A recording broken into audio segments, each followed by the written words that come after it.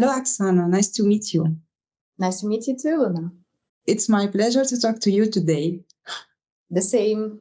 We have a lot of common topics, I guess. I guess so, because, I think Syria is somehow famous because of the revolution there, and a lot of journalists know about the whole situation in Syria somehow. But when we agreed to talk to each other, I didn't know a lot about Belarus. So I'd like to start with you. Tell me about Belarus, why you left the country, what was the whole situation there, or what is the situation there in Belarus? The problems in our country started when Lukashenko came in power.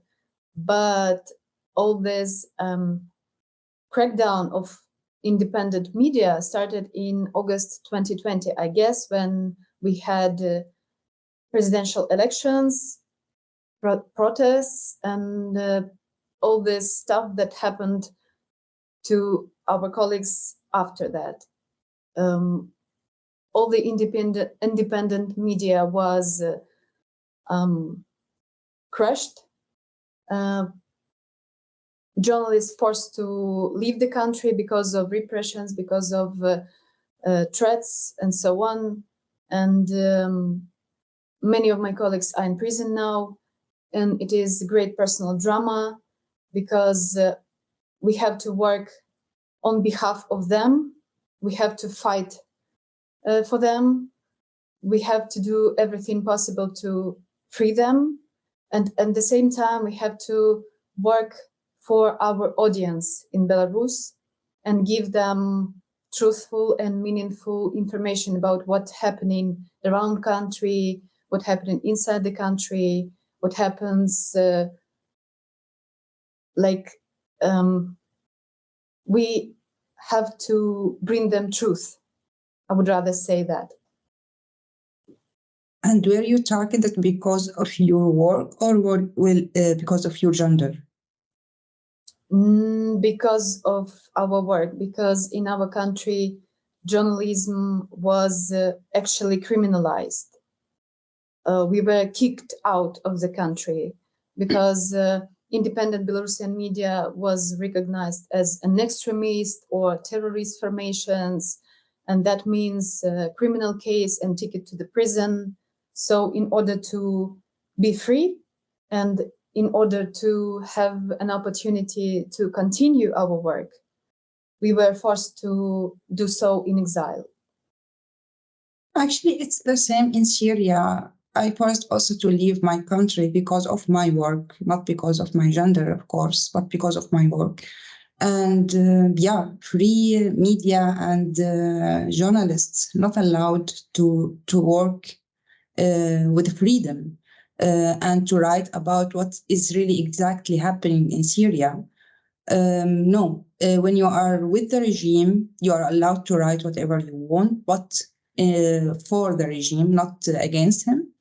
But when you are a journalist who want to deliver the truth to the world about Syria's situation, so you will be in jail, you will be executed. It's not easy actually to live in Syria when you are a journalist and you want really to deliver the truth to the whole world. So because of that, I studied law actually in Syria, but and I didn't think that one day I will work as a journalist. But as the revolution started in 2011, I started to read about the revolution, about the whole situation in Syria, actually, because I didn't know actually a lot of information also about my own country, because the information were really rare in Syria. We were not allowed to brought books from outside to discuss the political situation in Syria or anything else. So you don't have a lot of information because you are not allowed to have those information. So I started with that. Then I started with demos and with my work as a journalist in 2013. And because I covered a really big issue in Syria in 2013, specifically in 21 August 2013, that was the chemical massacre happened in the suburb of Syria, of Damascus, sorry. So I covered this massacre and I documented all the victims' names. And I leaked this information to the opposition outside Syria.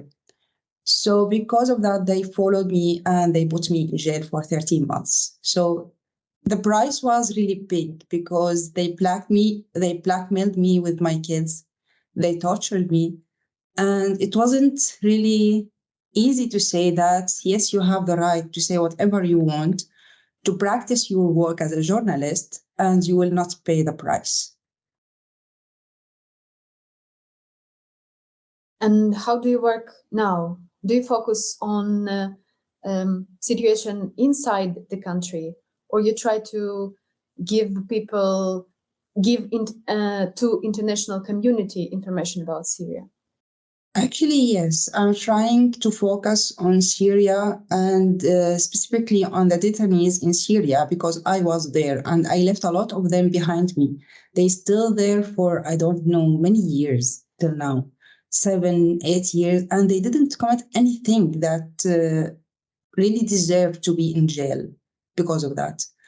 So it's not easy to be in other country and still working in your language, in your culture, for your people. It's really not easy. It's a challenge. But when I came here, I started with another topic, actually, because I was a refugee. So I witnessed what happened with the refugees during this trip to Germany. So I documented this trip. So when I arrived Germany, I started with the refugees issue, not the detainees issue. But after a few years, I came back to this matter because of the trial that happened here in Koblenz in Germany. And it was the first trial its kind, and it was against 2 former security workers by the intelligence in Syria. So I documented this trial because of the Syrian people, because of this issue. So it depends, actually. I can't say that I'm working for the Syrians only or I'm working for the international community. I'm trying to bring more information about what is really going on in Syria, why it's really unfair and injustice to have all these detainees till very these days and not doing anything against this dictatorship in Syria. But at the same time, I worked on the laws here in Germany, considering the refugees and what is really important for them, what's really important to understand and to deal with, how I can have asylum here or something like that. So I work on the both sides, and it wasn't easy actually, but it brings more information also to me or I can't understand more. I can understand better now because I live here. Part of me is German now, but part of me is Syrian. So it's both. How it's for you now? You are in Poland, right? Yes, I'm in Poland, but we have a little bit different situation because Belarusian media in exile, they are kind of relocated media from Belarus to different countries, to Poland, to Lithuania, to Georgia even. And we try to keep our audience and keep focus on Belarus only. I mean, like we did it before, we do it now. We write about Belarusians and what is happening in Belarus, and we do it for Belarusians mostly, not for international community. And the reason why we do it, first of all, our audience, we try to keep it. And the second is propaganda. We have to deal with it. The authorities have effectively eliminated any alternative opinion in our country. And now terrible hate speech and lies are pouring from the TV screens. And it cannot be said that the majority of Belarusians believe this. But now we are in a situation where state media have monopolized the space, while non-state media, independent media have been blocked and declared as a terrorist organization, extremist organization. And if you follow such a channel, even in a social media, it can be recognized as a crime for which you might win a ticket to the jail. So our main goal is to reach out to our audience, besides of this blocking labels of extremists and so on, in order to debunk propaganda narratives, to combat propaganda, to be a voice and be a channel of truth, maybe like this. Yeah, I hope that works one day, because it's really unfair what's happening for the freelance journalists all over the world. It's really unfair. As I said, I didn't know a lot about Belarus, but as what you said now, it's actually the same. It's like Syria. We were terrorists because we wrote something against the regime. We were people who not allowed to stay in their country because of what they wrote, because of what they did. So it's not easy. Actually, the price is really high to do like something like that. So when did you recognize that you have to leave your country? That's a complicated question, because it wasn't kind of sign out of the blue. We had all these repressions and detentions before. In 2010, for example, after presidential elections, and after that, it's kind of our normal life to be detained one day if you are independent journalist. But what happened in August 2020 was something unprecedented. We have never experienced this before. Our journalists were beaten, were detained, were sentenced to years and years in prison.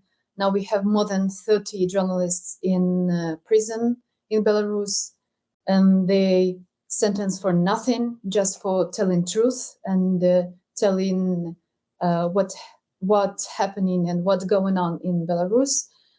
And most of us were forced to came up with this difficult decision to leave the country because of security reasons, because of this difficult choice to be an independent journalist, and that means one day come to the jail or leave your profession.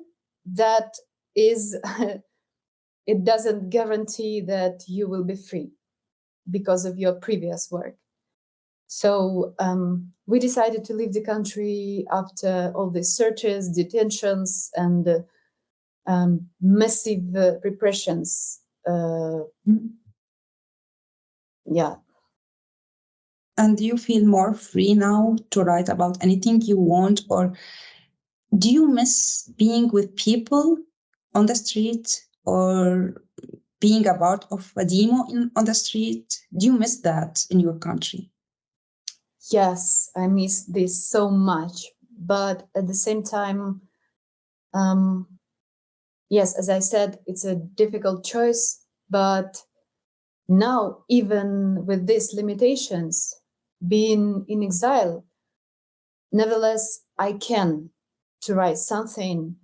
I can write the truth about what's going on in Belarus, what's going on with the regime, with the repressions, and so on.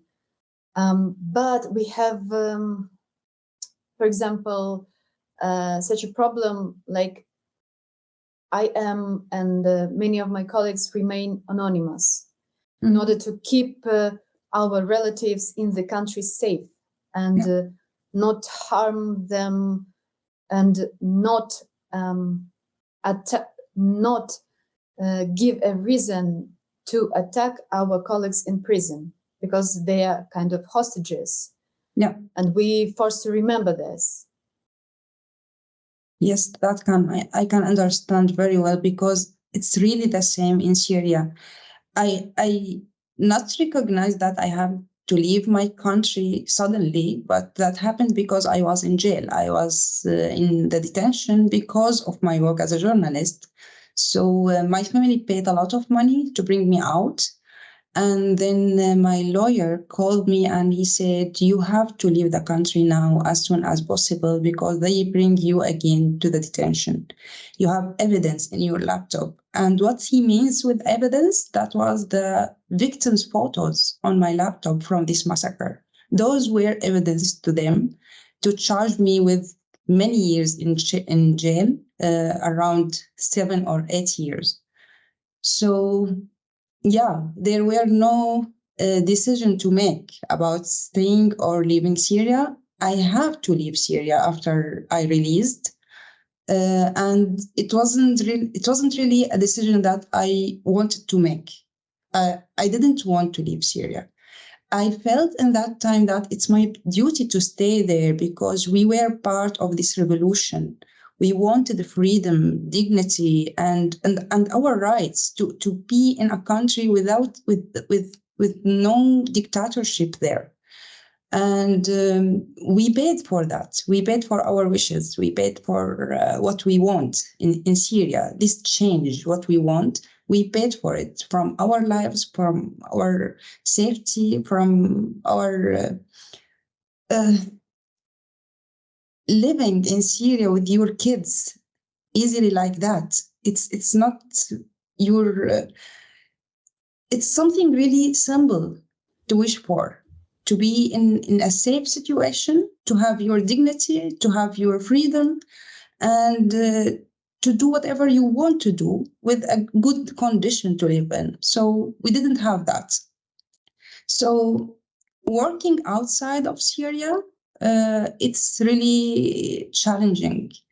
I still have a lot of connection with people who are inside Syria or in the borders or in the camps in the near countries in Turkey or Jordan or Lebanon, and still have connection with Syrians who came here to Germany.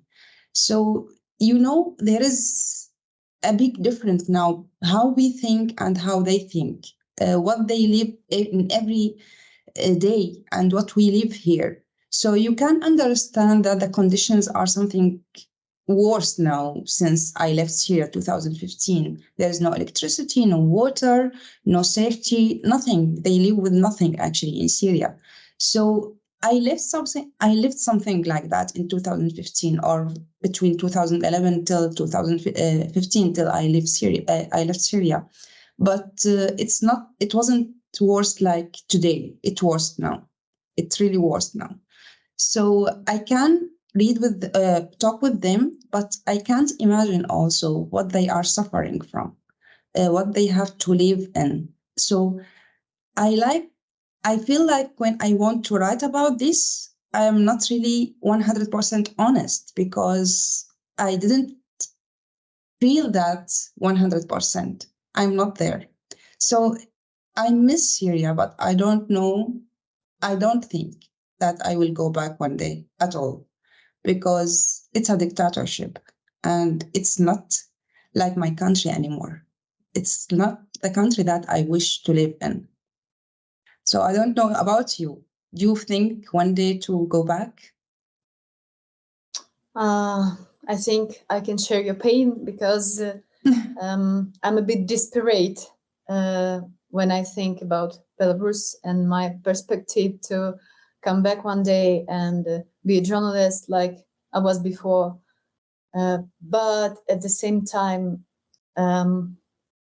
deep inside in my heart, I believe that one day it will be possible to come back and to build a new country with respect to human rights, to freedom of speech, to freedom of media. And in my imagination, it would be possible to be an independent journalist and do not afraid of unexpected knocking on the door or something like that. So maybe it's somehow different in Belarus. I don't know about the international community opinion about what is going on in Belarus now, but I know about Syria, and it started to do this normalization with the regime in Syria. So because of that, I'm jealous that you have hope, but I don't have actually in the Syrian situation, because, as I said, I know the international community opinion about Syria and what is going on now, and how they try to make this normalization fact. And I don't know if the Assad regime will stay in power after all the crimes that he committed and his people committed in Syria. It's somehow really disappointing, because it's not fair. It's totally not fair to keep such a dictatorship in power and to deal with them again and again as nothing happened during these years. So I don't know about the international community opinion about Belarus. In Belarus, we don't have a kind of paradise. We still live in dictatorship. We still have Lukashenko in power. He is a player in Putin's game and in Putin's war in Ukraine, unfortunately. And the repression still continues. We have every day news about imprisoned people. For example, you have the risk to be imprisoned for several years just for commenting to independent journalists, for reposting a link to an article from an extremist publication. Dozens of criminal cases have been opened for photos of the movement of Russian military vehicles across Belarus. So we have dictatorship, yes. We have people that live their normal lives in dictatorship, yes. But at the same time, nobody knows how to stop repressions, how to free people in prison, how to kick off Lukashenko from the presidential chair, and so on and so far. But maybe I am too optimistic. And also maybe I try to be optimistic because of my colleagues in prison. Just in order to show them that we are still working, we're still fighting somehow, we remember about them, and we are trying not to give up. So that's what motivated you to work more and more on this topic? I guess yes, because if we imagine that all the journalists are free in Belarus and all the political prisoners are free, maybe I would rather choose another profession. Yeah. Because I'm so tired and so exhausted to be Belarusian journalist. Yeah, I can understand. Yeah, actually for me, it's the same also. What motivated me from the beginning till now, where and are the people who still in detention in Syria? Because as I said, I was there. I felt how to be in detention and without doing anything wrong in your country. You are not some criminal who did something bad and deserved to be punished. You did everything right, and still you sent to a detention under the ground with no healthy condition at all, and being tortured all the time. So those people keep me motivated the whole time, because I think it was my duty to deliver their voices. They have no voices. So my logo also on my blog is "Be a voice, not an issue." An echo, sorry. Be a voice, not an echo. So I'm trying the whole time to stay this voice for those people. They don't have any voice and they still underground and no one can hear their stories or her voices or anything from them. No one know how they look like after all those years. If they still have hope, if they actually don't have anything else, if they thinking about killing themselves because they can't handle that more than that. So it's really a big problem in Syria till now. And we have hundreds of thousands of detainees under the ground. No one knows anything about them. So because of that, when we are talking about journalism, I didn't write or I don't write about many topics. I wrote and I write about 2 topics, detention in Syria and refugees in Germany. So this is the topics that I wrote the whole time and writing always about them. I don't have anything else to write about it because they motivated me, those people, not something else. Yeah, I feel you. Yeah. But do you think that our audience sometimes feels tired of this news about detentions, repressions, dictatorship? All the time we bring them only bad news. Yeah. Somehow, yes, actually. When I made a documentary film about my work on this trial in Koblenz, I faced this problem also that we bring the whole time bad news and people don't want to hear those things again and again and again. And in other hand, I had also one problem that my audience here are German people. So what they know about Syria, what they know about detention in Syria, why this trial happened here in Germany. Is that fair for them because they paid for that from their taxes or something like that? So it was many problems actually. So first of all, yes, we bring bad news, but bad news happen because the normal people like us didn't put pressure on their government to change this whole situation in such land like Syria or Belarus. They didn't stop Putin from committing his crimes. He committed a lot of crimes in Syria, but no one say any word about that. When he started his war in Ukraine, then the whole world started to moving against Putin. But hello, he started many years ago in Syria, not now in Ukraine. So he committed more and more and more because no one stopped him.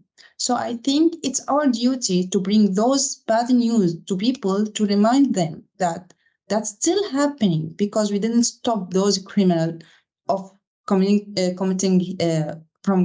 their crimes in Syria, in Ukraine, in Belarus, and other lands. So it's our duty. So with that, I didn't have a big problem because I knew that we have to do that. We have to keep in mind that those bad news, right? But it's your duty, like it's my duty to do something against it. The other problem was, as I said, to simplify the information for another audience that don't belong to Syria.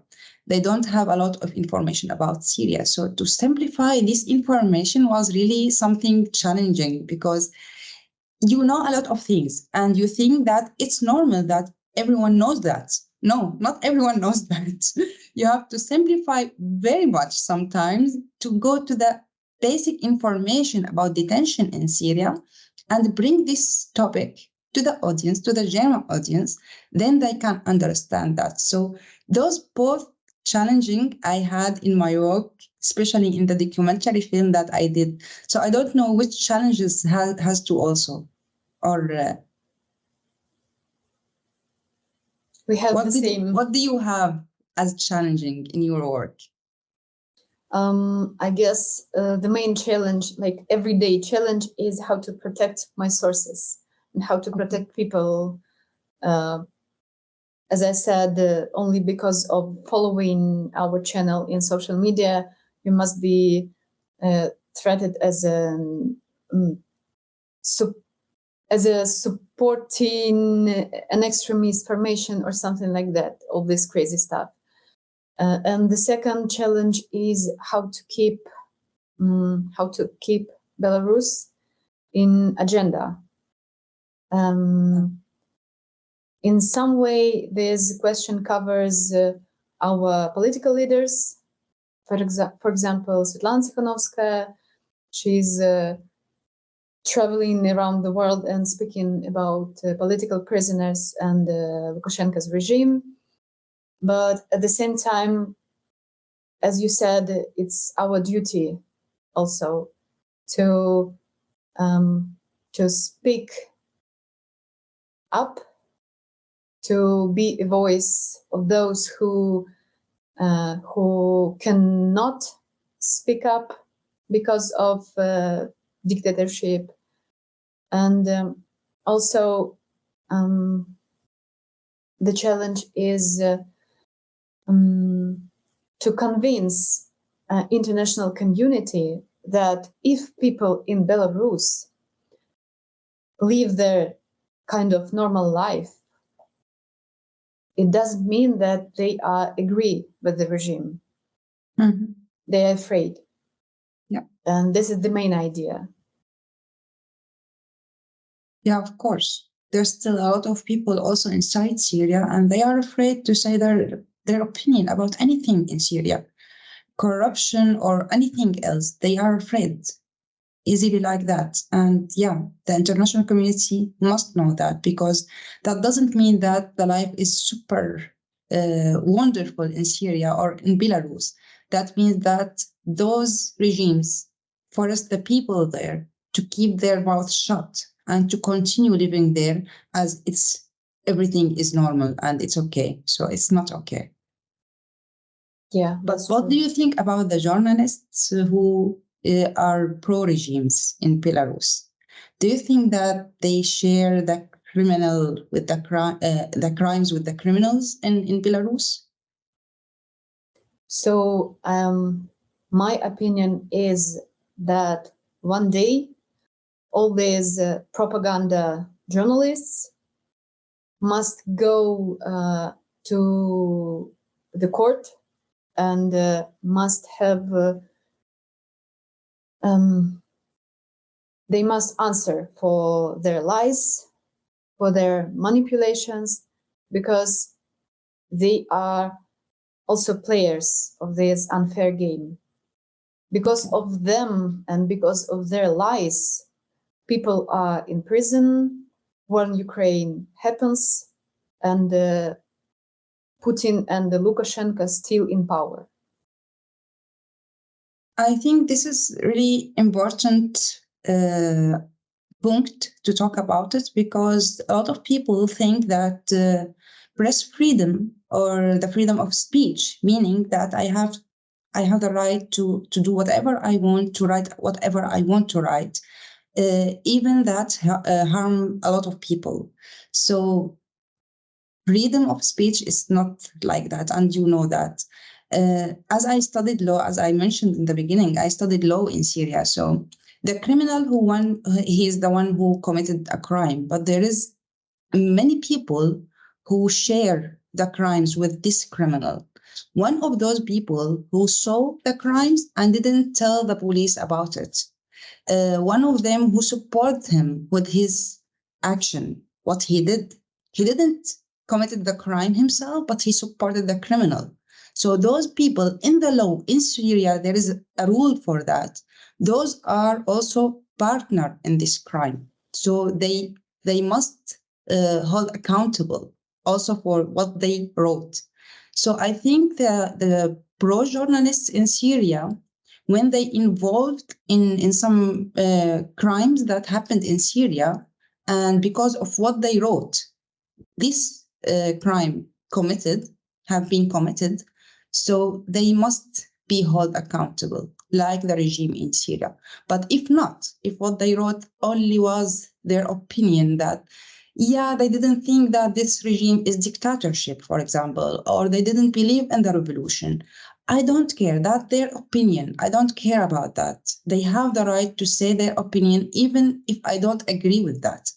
But it must cost victims in Syria. But when it costs that, so they are criminal as well as the regime in Syria.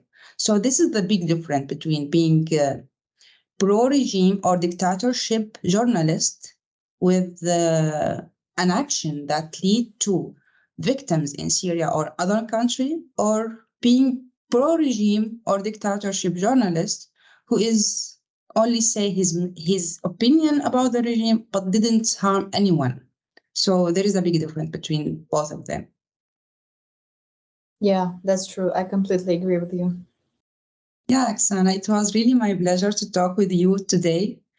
I really informed myself more and better about Belarus. And also it's a pleasure to me to talk with you and to share some pains and dramas, unfortunately. And I hope one day we will talk again and we will share our wins. Yeah, I hope so. That it's really my pleasure talking with you today. And I hope that we will connect again and talk about the victory, the freedom in Syria and Belarus, and not about detention and painful stuff like that. Thank you so much for your time. Thank you. Thank you so much. Bye-bye. Bye.